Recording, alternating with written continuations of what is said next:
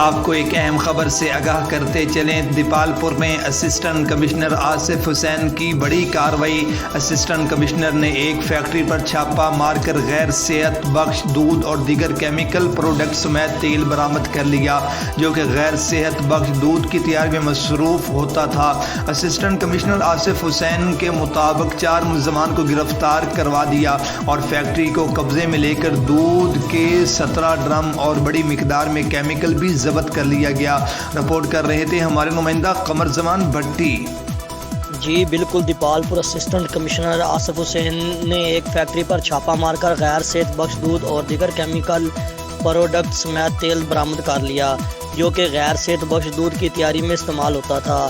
Assistant commissioner Asif حسین کے مطابق 4 ملزمان کو گرفتار کروا دیا اور فیکٹری کو قبضے میں لے کر دودھ کے 17 ڈرم اور بڑی مقدار میں کیمیکل بھی ضبط کر لیا گیا۔ کیمرہ مین ٹیم کے ساتھ قمر زمان بھٹی، سٹی 5 نیوز، دیپالپور۔